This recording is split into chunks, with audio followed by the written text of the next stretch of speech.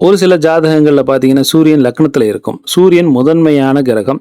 சூரியன் லக்னத்துல இருக்கும் பொழுது, ஆட்சி உச்சம் பெறும் பொழுது, அது லக்னத்துல இருந்தாலும் சரி, சூரியன் ஆட்சியோ, உச்சமோ பெற்றிருந்தாலும் சரி அந்த ஜாதகத்துல, ஜாதகர்கள் அனைவரையும் விட அதிகம் எதிர்பார்க்கக்கூடியவர்களாக இருப்பார்கள். எப்படின்னு பார்த்தீங்கன்னா, அடுத்தவர்கள் எப்பொழுதுமே தன்னை புகழ வேண்டும் என்ற எண்ணம் அவர்களுக்கு அதிகமாக இருக்கும். அனைவரும் குறிப்பாக தனது வாழ்க்கை துணை தனக்கு மட்டுமே அதிகமாக முக்கியத்துவம் தர வேண்டும் என்று நினைப்பார்கள். அதாவது எல்லாருமே நமக்கு முக்கியத்துவம் தர வேண்டும் அப்படின்னு நினைப்பாங்க. அதில் மற்றவங்களை கூட விட்டுருவாங்க. ஆனால் தனது வாழ்க்கை துணை லக்னத்தில் இருக்கக்கூடிய சூரியன் தனது வாழ்க்கை துணை தனக்கு அதிகமாக முக்கியத்துவம் தரணும், இம்பார்ட்டன்ஸ் தரணுங்கிற மாதிரியான எண்ணம் கொண்டவர்களாக மாற்றிவிடும்.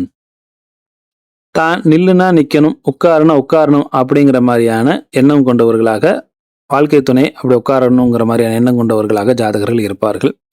என்னுடைய மனைவி, அதாவது ஆண்கள் ஜாதகத்துல என்னுடைய மனைவி, பெண்கள் ஜாதகமாக இருக்கும் பட்சத்துல என்னுடைய கணவர் என் சொல்லுக்கு கட்டுப்பட்டவர் அப்படின்னு சொல்லிக்கிறதுல அதிகம் பெருமைப்படக்கூடியவர்களாக இருப்பார்கள். அப்படி இல்லைன்ற பட்சத்துல அவங்களுக்கு அதிகமான கோபம் வரும். சிம்பிளா சொல்றதுன்னா எப்படின்னா, தனக்காக உயிரையும் விட தயாராக இருக்க வேண்டும் வாழ்க்கை துணை.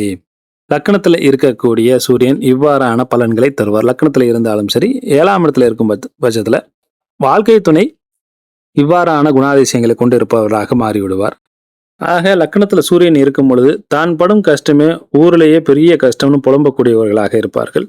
தான் சொல்வதுதான் சரி, செய்வதுதான் சரி அப்படின்ட்டு இருக்கக்கூடிய குணாதிசயம் கொண்டவர்களாக இருப்பார்கள்.